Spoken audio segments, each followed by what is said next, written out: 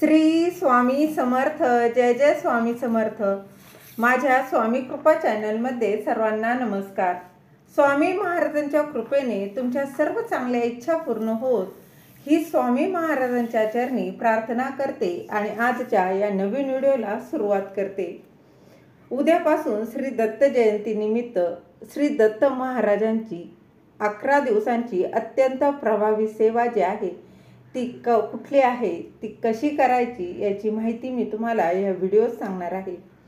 कितीही कठीणातील कठीण प्रारब्ध असू देत तरी देखील दत्त महाराजांच्या कृपेने तुमच्या सर्व ज्या काही अडचणी आहेत, दुःख आहेत ते दूर होऊन तुमच्या इच्छा ज्या आहेत त्या पूर्ण होणार आहेत. तर येत्या 15 डिसेंबरला आहे श्री दत्त जयंती आणि या दत्त जयंती निमित्तानं बघा आपण सर्वजण श्री गुरुचरित्राचं पारायण, त्याचबरोबर संक्षिप्त गुरुचरित्र पारायण असो, असे अनेक पारायण आहेत. तर बघा, तर या दत्त जयंतीच्या काळात जेवढी जास्त जमेल तेवढी दत्त महाराजांची किंवा त्याचबरोबर स्वामी महाराजांची सेवा करांना अगदी तेवढी तुमच्या आयुष्यातील येणाऱ्या अडचणी, दुःख, संकट खरंच कमी होतात. तर कुठली सेवा करायची आहे, कशी करायची आहे याची संपूर्ण माहिती या व्हिडिओत मी सांगणार आहे. ती जाणून घेण्याआधी तुम्ही माझ्या स्वामी कृपा चॅनलला सबस्क्राईब नक्की करा.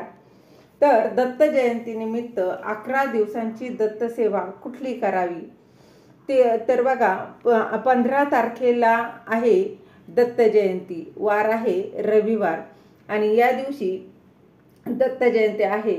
कारण पौर्णिमा ही शनिवारी दुपारी 4:59 पौर्णिमेला सुरुवात होणार आहे आणि 15 तारखेला रविवारी दुपारी 2:32 पौर्णिमा ही संपणार आहे. तर श्री दत्त जयंतीनिमित्त दत्तांची कुठली सेवा करावी, तर अनेक सेवेकऱ्यांनी बघा श्री स्वामी चरित्र सारामृत या ग्रंथाचं 21 दिवसांची सेवा सुरू देखील केली असेल.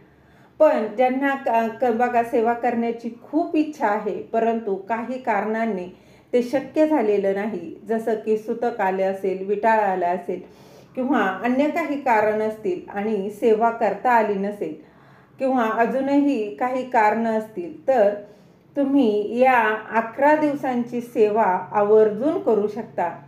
11 दिवस श्री स्वामी चरित्र सारामृत ग्रंथाचं पारायण तुम्ही करू शकता. बघा त्यामध्ये श्री स्वामी चरित्र सारामृत या ग्रंथामध्ये 21 अध्याय आहेत. अगदी 11 दिवस तुमची 11 पारायणं होतील. तर 1 ते 21 अध्याय जे आहे ते तुम्हाला पठण करायचे आहे. असं तुम्हाला 11 दिवस तुमची 11 पारायणं होऊ शकतात. त्याचबरोबर दत्तसेवा म्हटलं तर बघा दत्तबावनी ही अत्यंत प्रभावी अशी दत्तसेवा आहे. अगदी दररोज दत्तबावनी बघा जे दत्तभक्त आहे, स्वामी भक्त आहे ना, त्यांनी दत्तबावनीचं पठण करत असतात. तर तुम्ही सलग 11 दिवस जे आहे ते दत्तबावनी तुम्ही 11 वेळा पठण करा आणि अनुभव काय येतो ना तो बघा, अनुभव आल्याशिवाय राहणार नाही अशी ही अत्यंत प्रभावी सेवा आहे. आयुष्यात येणाऱ्या अडचणी, संकट, दुःख असतील तर बघा गुरुचरित्र ग्रंथामध्ये सांगितलं आहे. ज्यांनी वाचलेला आहे गुरुचरित्र ग्रंथ त्यांना माहीत असेल की देव तुमच्यावर कोपल्यावर तुम्हाला आहे ना, गुरु तुम्हाला तारतात. पण गुरूंचा जर कोप झाला तर देवही काहीच करू शकत नाही. म्हणून ही गुरूंची सेवा होणं खूप महत्त्वाचे आहे. गुरु पाठबळ जे आहे, गुरु जो आहे तो आपला मजबूत असेल ना, तर बघा सर्व अडचणी, दुःख हे दूर होत असतात. या कलियुगात आपल्याला गुरुसेवा खूप महत्त्वाची आहे. गुरु खराब असेल ना तर काय करावं, काय करू नये ते कळत नाही. सतत अडचणी, संकट, दुःख हे येत असतात. बघा सर्व शारीरिक असतील, मानसिक असतील, अगदी कोणत्याही अडचणी ह्या येत असतात. आपण काही चुका करतो. चुका होणं हे स्वाभाविक आहे. आपण मनुष्य आहोत तर चुका तर होणारच. पण त्या वारंवार चुका झाल्या की गुरुग्रह हा खराब होतो. म्हणून बघा काही कितीही गुरुग्रह खराब असला ना तरी सेवा केली ना तर तो नक्कीच मजबूत होतो. ज्या घरात बघा जी व्यक्ती दत्तभक्ती करत असते किंवा गुरुभक्ती करत असते, तर बघा मग ती तुम्ही स्वामी महाराजांची सेवा असो, साईबाबांची सेवा असो, दत्त महाराजांची सेवा असो किंवा अगदी अजून कुठली सेवा असो, त्या व्यक्तीवर कधीही वाईट प्रसंग येत नाही, त्यावर अखंड दत्त कृपा राहत असते. अनुभव घेऊन बघा, तुम्ही ही सेवा करून बघा आणि अनुभव घेऊन बघा, अनुभव आल्याशिवाय राहणार नाही. दत्तभावानी ही सेवा तुम्ही संकल्पयुक्तही करू शकता.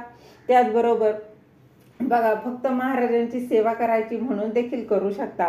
त्याचबरोबर जॉब आहे, ऑफिस आहे, सेवा करायची देखील इच्छा आहे, मग काय करावं, कधी करावं?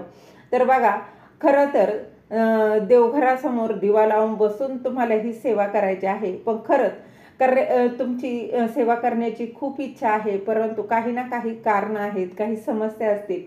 जॉब आहे तर लहान मुलं आहे तर काय करावं? तर अगदी तुम्ही बघा जॉबला जात असाल तर तुम्ही प्रवासात देखील ही दत्तभावानी पठण करू शकता. अतिशय साधी आणि सोपी ही सेवा आहे. त्याचबरोबर तुम्ही ऑफिसमध्ये बसलेला आहात आणि तिथे देखील तुम्ही ही सेवा करू शकता, अगदी कधीही करू शकता. फक्त ज्यावेळी तुम्ही दत्तभावानी पठण करणार आहात त्यावेळी तुम्ही चप्पल काढून बाजूला ठेवायची आहे आणि त्यानंतर दत्तभावानी पठण करायचे आहे. ही तुम्हाला 11 वेळा पठण करायचे आहे. त्याचबरोबर बघा 12 ते 12:30 ही दुपारची जी वेळ आहे त्या वेळेत करायचं नाही. ती वेळ सोडून अगदी तुम्ही कधीही करू शकता, कारण 12 ते 12:30 ही दत्त महाराजांची भिक्षेची वेळ असते. म्हणून ती वेळ सोडून तुम्ही कधीही ही सेवा करू शकता. बघा या ज्या सेवा ज्या आहेत ना त्या तुम्हाला 5 तारखेपासून ते 15 तारखेपर्यंत अशा 11 दिवसांच्या सेवा करायच्या आहे. त्याचबरोबर बघा दत्तभावानी झालं, त्यानंतर दुसरी सेवा म्हणजे सिद्धमंगल स्तोत्र. सिद्धमंगल स्तोत्र आयुष्यात सर्व चांगलं मंगल घडावं म्हणून सिद्धमंगल स्तोत्र पठण करू शकता. नित्यसेवेच्या आपल्या पुस्तकामध्ये हे सिद्धमंगल स्तोत्र आहे. हे खूप सुंदर आहे, खूप सुंदर अशी ही सेवा आहे. ज्यांना दत्तभावांनी पठण करायचं आहे त्यांनी ते करावं. बघा ज्यांना सिद्धमंगल स्तोत्र 11 दिवस पठण करायचं आहे त्यांनी ती सिद्धमंगल स्तोत्राचं पठण करावं. खूप सुंदर या सेवा आहेत. त्याचबरोबर तुम्ही श्री स्वामी चरित्र सारामृताचं 11 पारायण करू शकता. त्याचबरोबर तारक मंत्र जो आहे त्याचं देखील तुम्ही 11 दिवसा म्हणजे 11 वेळा तारक मंत्र असे तुम्ही 11 दिवसाचं हे देखील करू शकता. त्यानंतर श्री स्वामी समर्थ, श्री स्वामी समर्थ या मंत्राच्या रोज 11 माळी अशा 11 दिवसाचं ही देखील सेवा करू शकता.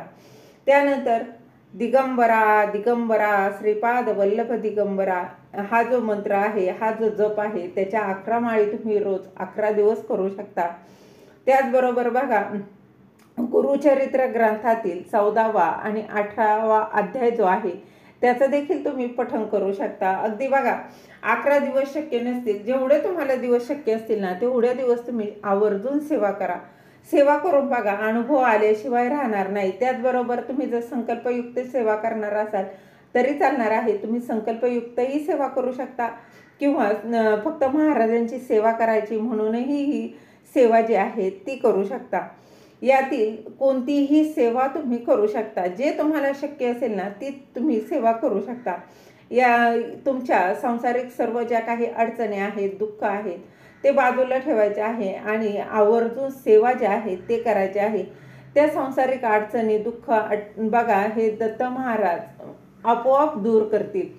कुठल्याही अडचणी दुःख हे येणार नाही. त्याचबरोबर बघा श्री गुरुचरित्र ग्रंथातील हा 14वा आणि 18वा अध्याय वाचताना मोठा जो ग्रंथ आहे 52 अध्यायाचा तो ग्रंथ तुम्हाला बघा उघडून तो वाचायचा नाही.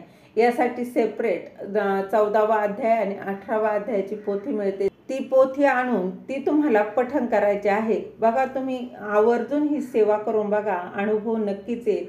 त्याचबरोबर श्री गुरुचरित्राचं पारायण जे आहे बघा तुमच्या जवळपास जर स्वामी महाराजांचं केंद्र असेल किंवा मंदिर असेल तर तिथे ही साप्ताहिक सेवा जी आहे, पारायण जे आहे ते केलं जातं. तर तिथे जाऊन देखील तुम्ही श्री गुरुचरित्राचं पारायण हे आवर्जून करा. तर बघा तिथे जाऊन जर तुम्ही ही सेवा केल्या ना तर त्याचे खूप असे फायदे आहेत. किंवा बघा तिथे जाणं शक्य नाही काही कारणाने, तर अगदी तुम्ही घरी देखील करू शकता. घरातही ही बघा तुम्ही या सेवा ज्या आहेत त्या करायच्या आहे. घरात तुमच्या जर तापट मुलं असतील, हट्टी मुलं असतील, घरात सतत भांडणं कटकटी जर होत असतील ना तर दत्तसेवा तुम्ही करून बघा, अनुभव आल्याशिवाय राहणार नाही. कितीही घरात कटकटी भांडणं सततच्या अडचणी येत असतील तर त्या बघा दत्त महाराज नक्कीच दूर करतील. दत्त महाराजांची सेवेचा अनुभव हा तुम्ही घेऊन बघा, अनुभव आल्याशिवाय राहणार नाही. कुठलीही सेवा ही बघा विश्वासाने आणि इच्छेने करायची आहे. विश्वासाने केली ना तर त्याचं फळ जे आहे ते निश्चित मिळतंच. झालेली सेवा महाराजांच्या चरणी रुजू करते. दिलेली माहिती तुम्हाला आवडली असेल तर लाईक करा, शेअर करा, सबस्क्राईब करायला विसरू नका. श्री स्वामी समर्थ. धन्यवाद.